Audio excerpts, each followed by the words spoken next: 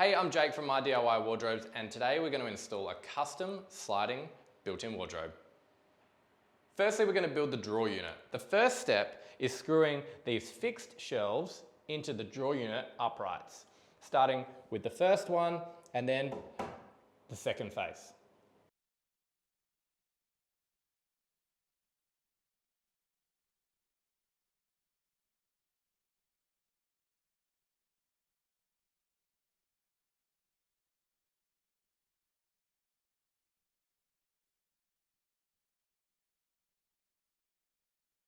All right, now the shelving unit's built, it is time to stand it up and we can put it in place. Not exactly, obviously, we're going to measure that, but we can kind of put it where it's going to end up. Now remember, every single robe is custom and every single robe is different. So some are positioned in the center and some are positioned obviously on the left or the right, or some might have two units. All right, so I've checked the plans and the drawer unit sits exactly 1088 off the wall. So I'm going to get down there, measure 1088 from the side wall and position the drawer unit in the exact right spot. All right, so the drawer bay is in position, and now what we're going to do is ensure that it's leveled off. This is extremely important. So we're going to put the level on the side, and it's looking quite nice. And we'll just get the pencil and put a reference point on the back wall to ensure that right there we go, perfect. All right, now we are ready to cut the top shelf. So first step is I'm going to jump into the corner and check how square these walls are. And luckily, it's looking pretty nice. So I'm going to have the level set at about 2 meters. And that's looking bang on perfect, which is lucky. And so what we're going to do is, because this is a wall to end panel, we will be cutting the top shelf 16 mil short to allow for the 16 mil end panel that we will put in, which will act as our wall jamb. Using the square, I'm just connecting the dots here, because if you've got an angled line, you don't want to be relying on the square, you want to be working off the lines that you've measured.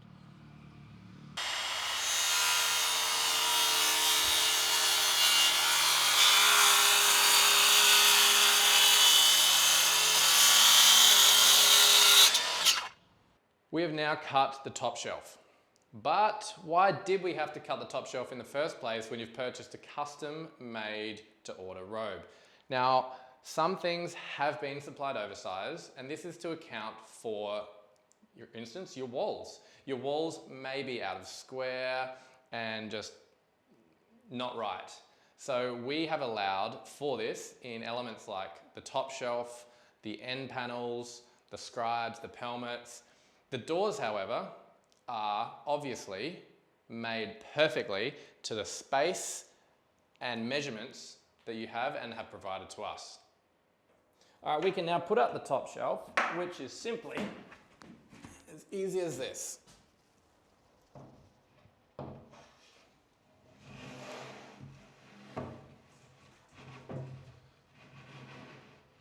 Whoa, beauty. So the reason we put this top shelf up is to mark it for the end panel. Now, what you'll see is if we put a little tiny mark here, that will be where our U channel sits perfectly for our end panel. Next step is take the top shelf down so we can mark the level for our U channel and put our U channel in. So, well, that's a good spot to put my level. There we go. Perfect. And now, let's get the U-channel on the wall. All right, I'm being a little bit fancy here with the old laser level, but this can definitely be achieved with the old traditional yellow level. So what we're doing is we will be using this level with a pencil line at the top to mark where our U-channel will be going. So this will be the outside edge of the U-channel, but the inside of the robe. We will be cutting the cornice and the skirting so the end panel can perfectly slot in between. Yes, there are different methods where you can cope the edge of the end panel, but we're not going to do that today because that is probably more complicated.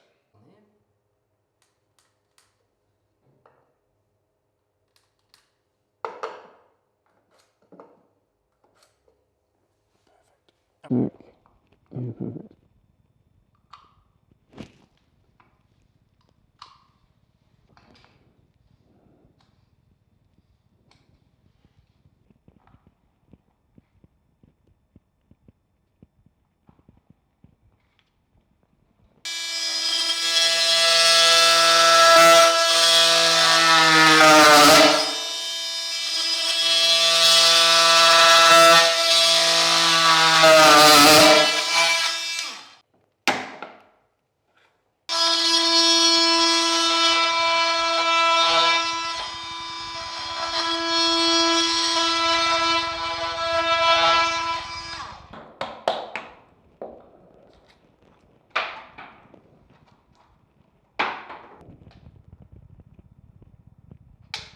And then go again. Yeah.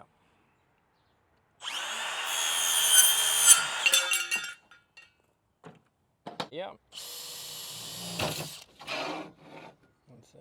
Yeah.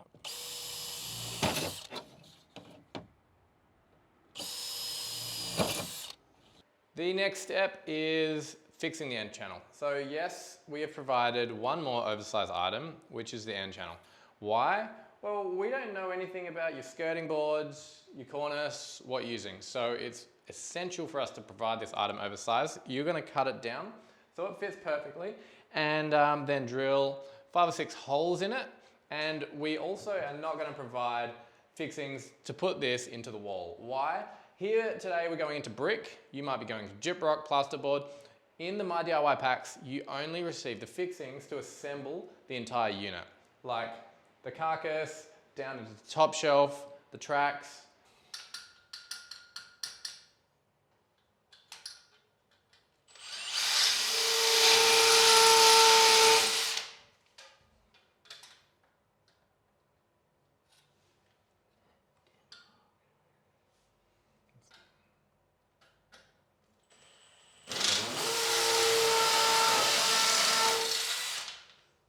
There's not a hole, it's covered. That's right.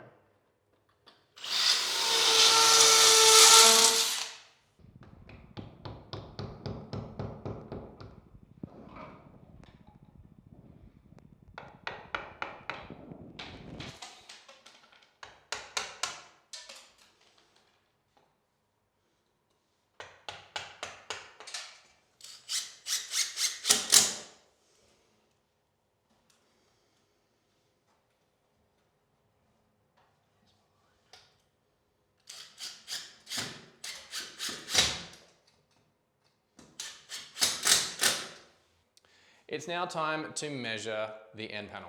So what we're doing here is we've got a 600 mil level and we are going to check, and that's looking like it's probably running out about 0.5 mil, which is pretty good. And then we will take the height of the base and then the middle and then the end at about 600. Perfect. And you can do that with a tape measure obviously, but this basically says we've got about 4 mil.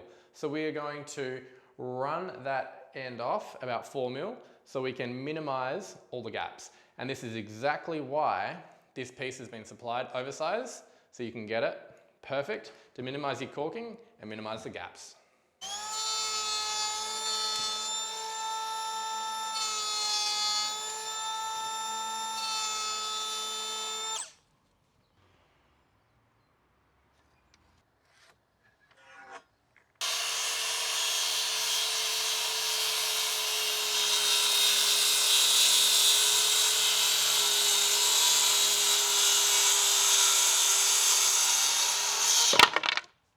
So now the end panel has been cut, we can simply slide it in and see how well we did. It's looking pretty good.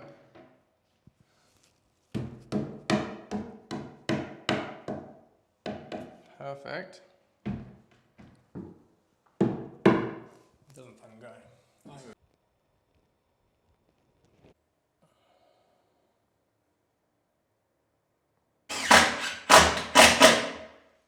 Not more about eye height. More about, yep.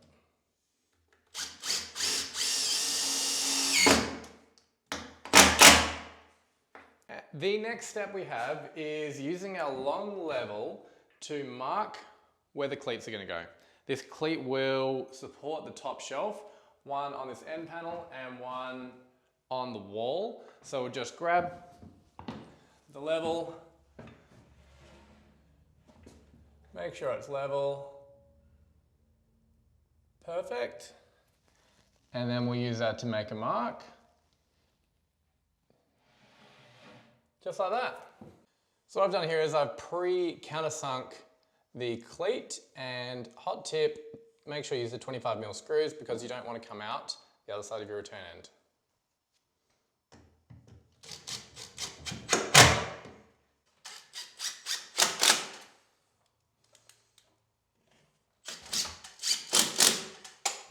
We have both cleats on now, which will enable us to put the top shelf on and finish that off. So simple as, hopefully, lifting it up. Bit precarious. Here we go.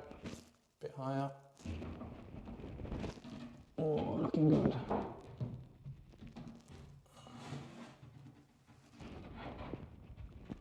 Perfect. Look at that. All right. That is looking great. Good job, you.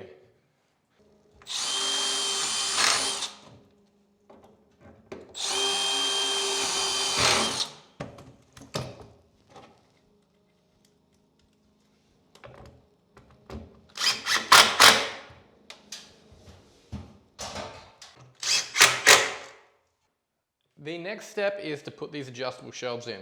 And the reason why we're doing this now is to ensure that they fit when we fix the top shelf in and screw it down from the top. So, get them in and make sure you put them in as high as possible to govern the height, or sorry, to govern the width of the drawer unit. Perfect.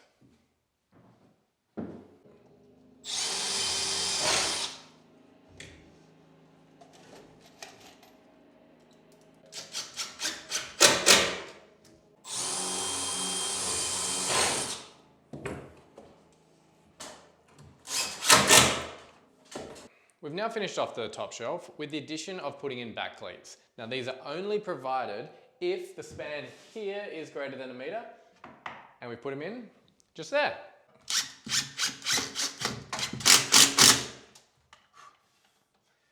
Now we're going to finalize the drawer unit by putting in the kicker. The easiest way to determine which piece is the kicker is the one that does not have any edge tape. We will be putting this in at the base of the drawer unit and we'll be fixing it down from the top. The reason we're doing it from the top is to minimize the screws on the outside units that you will be looking at, and you want it to basically look pretty.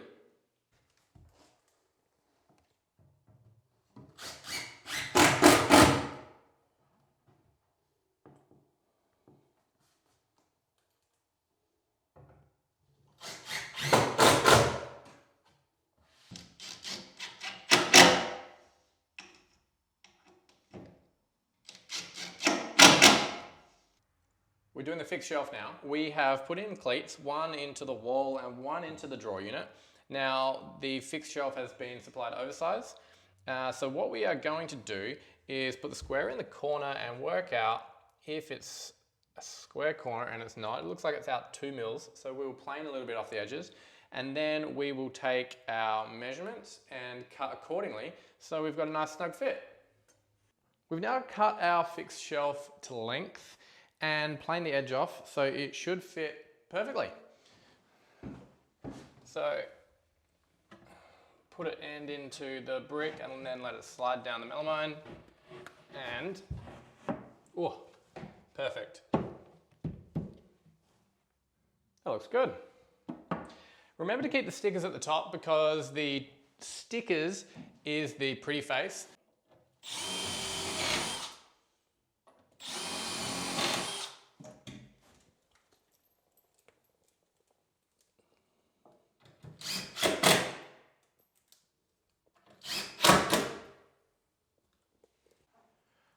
And to finish off the drawer unit, it's as simple as getting these drawers put in.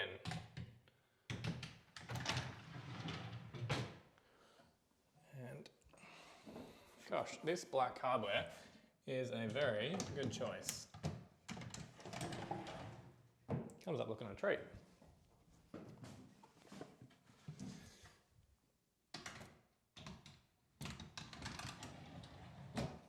Last one.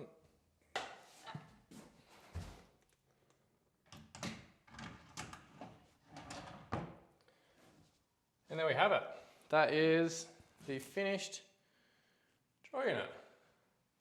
The next step to finish off the internals, which is the final one, is put in all the hanging rails. So you can download the provided jig from our website, print it off, and it can help you line up where to put your holes in relation to the back wall and heights. So remember, measure from the top down 1 meter because the top shelf that you've put in is level according to you and your technical skills. So here we go. It's as simple as that. And then once we finish this, we will go out and we'll measure each individual rail, which is very important that we don't just assume, because assuming won't do very well when we've got this one here, which will be shorter by 16 mil than this one here. So take note of things like that. So measure all 4 individually, or sorry, in this row's case, all 3 individually. And then we can go and cut the hanging rails and put them in.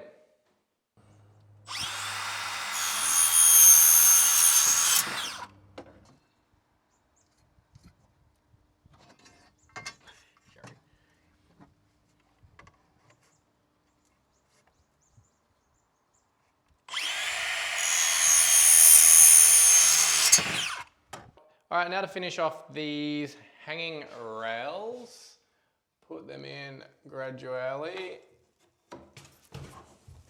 And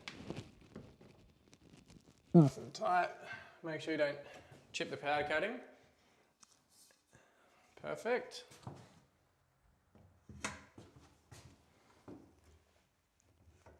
Beautiful. Last one.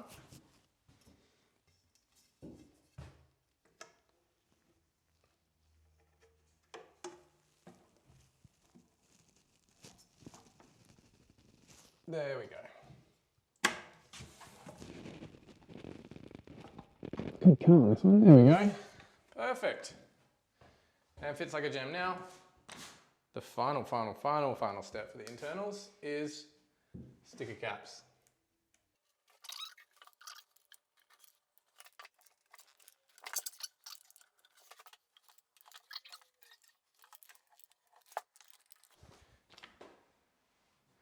There you have it.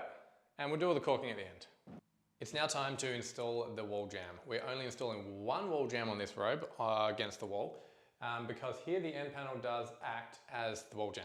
Now the standard depth of a robe is 600. So you're gonna measure 600 out from the base of the robe and you're gonna put a line straight up. However, caveat, the only exception is if you have a pelmet. Pelmets are 16 mil deep. So it's going to pull you back to 584.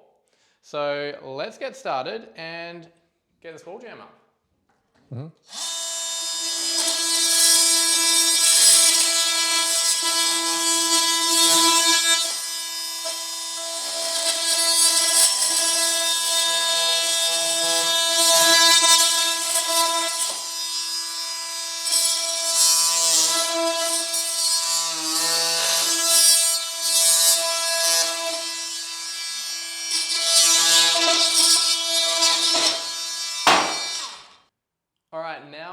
going to put on the wall jamb. Pretty straightforward. We are going to glue this so it has a really tidy finish. Be generous with the glue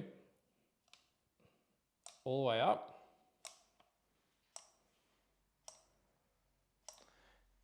And then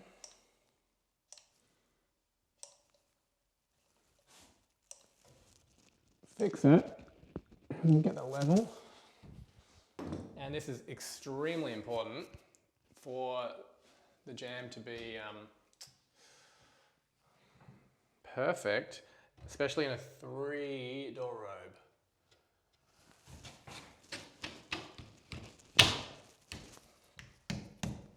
All right, let's get the level up to this. Maybe a mallet could help, but I think we're looking pretty good. Lucky this walls are level. Whew. We're going to get some tracks on this robe, so we need to ensure that the wall jamb is parallel to our end panel. So we're going to take some measurements. I'm going to use this, but you can and probably will use a tape measure, and we will take the measurements exactly from the base at the bottom, from the jamb to the end panel, or if you're using a wall to wall, it's pretty straightforward. End panel to end panel. Again, the end panels act as jambs, so that's where your measurement will come from. And this measurement will be used, perfect. This measurement will be used when you're cutting your plates, your MDF, your top tracks, your bottom track plates, and your aluminium. So let's get started.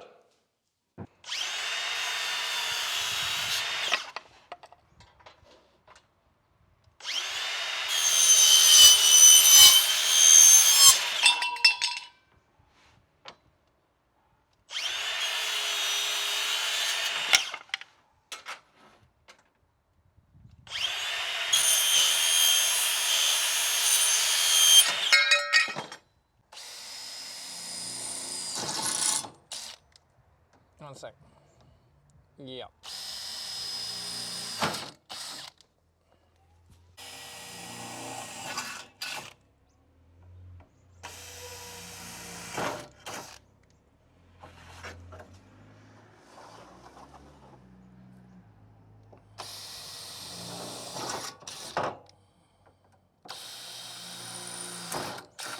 We've now cut the floor plates to length, and I have leveled out the floor plate with packers by putting it at that end to lift up that end to ensure it's level, which is extremely important as obviously you don't want your doors to roll.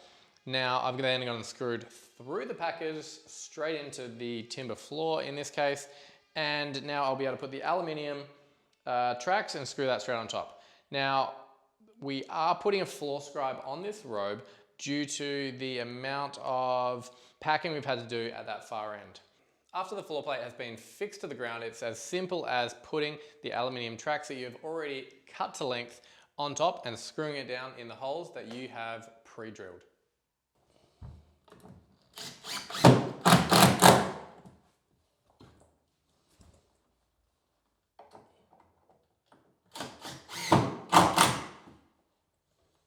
We've gone ahead and screwed the head plate to the ceiling, and we've used wall mates. We've pre-drilled our holes and drilled straight through with screws, and that will fix it to the ceiling perfectly. And now we're about to go ahead and screw the top track directly to that.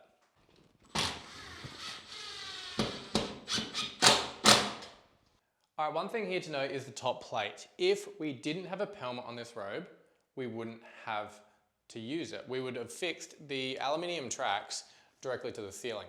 The only reason that top plate is there is so we put a pelmet on and we can screw the pelmet to that top plate.